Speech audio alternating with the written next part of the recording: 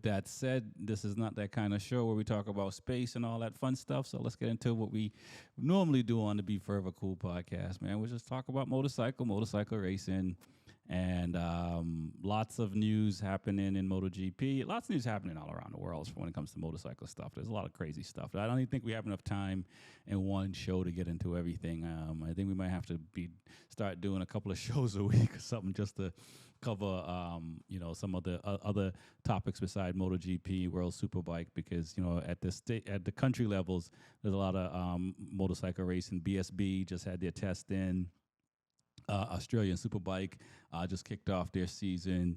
So there's and Motor America about to kick off our season. Well, I'm not in it, but I'm in America uh, in a few weeks as well. So we got MotoGP. I think before we talk about what's going to happen in Coda, Fabio Quartararo inked I believe a 2-year deal with Yamaha.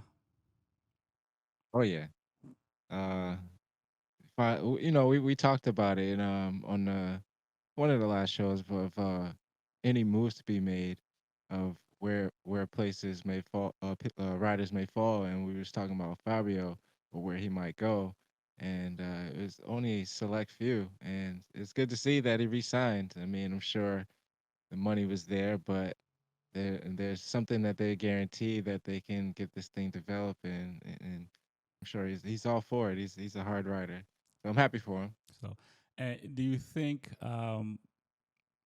it's they're sorting out the bike is the reason he signed, or was it the from what I understand, MotoGP, they're like the Secret Service. You don't really know what's going on, who makes what kind of what. So there's people saying he looked like he inked a 12 million euro deal for 2 years, which is pretty high, I would say, for Yamaha.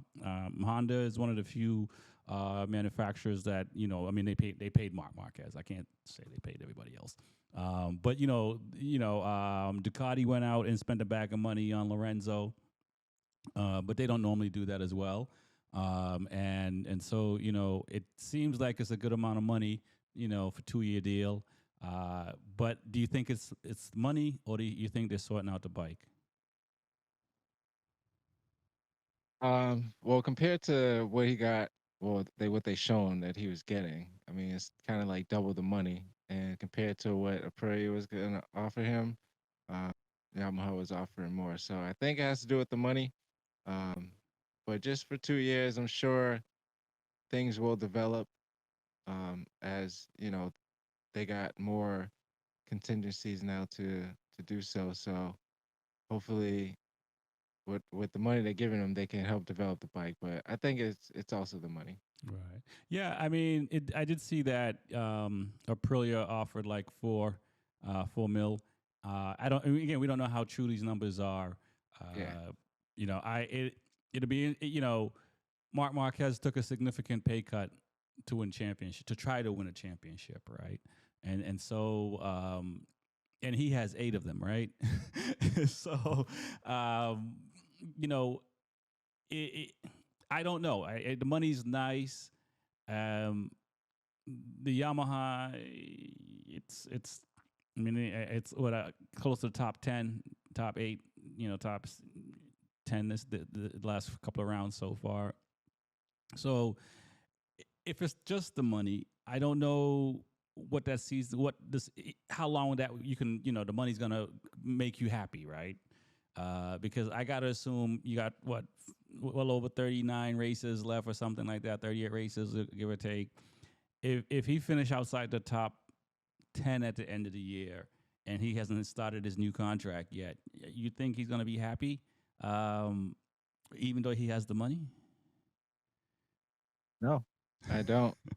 I mean, it's just like I'm just thinking like if he, what all said and done, like you said, Mark took a pay cut, but they have an established team with Yamaha and Fabio, I'm sure. And to not be satisfied with your results with Yamaha and jump to a different manufacturer for a pay cut, hoping to win a championship, I don't know. I don't know. It's a risky. risky it's deal. I don't know, like Proya, if that's the place that he would go. I mean, are they better than Yamaha that much? Uh, yeah. I mean, I don't know.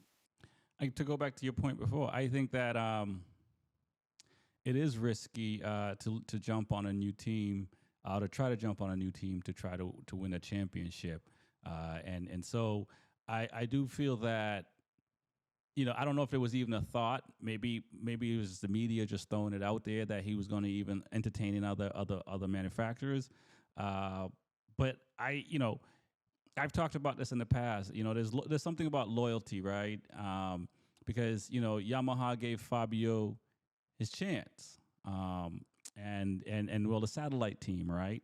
And it was just, I don't know if I forget who it was now, Petronas at the time. I don't know if, from my understanding of them, watching a race, and one of the guys is also like, how about this guy who I think he did well in, I think Quartararo did well in Assen in Moto 2, and just on that they gave him a shot, right? And I think if that didn't happen, I don't know if he might have made it to MotoGP. In all honesty, because he really wasn't on the radar like that, and I don't think any one of us took him. Like he would be a contender, like he would be a world champion right now, type of thing. I mean, you look at other riders that has come and gone in MotoGP as well. So I think there's some loyalty there for Quartararo to stay with Yamaha, because they gave him a chance, and they stuck with him. And also, there's something about what you see what Rossi's doing with Yamaha and stuff like that. They're building that longevity when it comes to brand building, right? So Yeah, I think Marquez has a slight chance of kind of messing up his longevity as far as being able to push out, a Honda gear, or a Mark Marquez CBR 1000 SP or whatever kind of thing. Like we see what Rossi's doing right now and stuff like that. So he may not need it, Marquez, if he does really well in Ducati. But if he doesn't, if he has like a Lorenzo kind of thing with Ducati, then it's like Lorenzo don't really have a place. I mean, what I'm saying, Rossi got more titles than him as far as when it comes to Yamaha. So Yamaha is going to lean towards Rossi, I think, before Lorenzo, at the end of the day, and what Rossi's done to the sport. So I think there's some of that for Quartararo to say, okay, I can build my brand.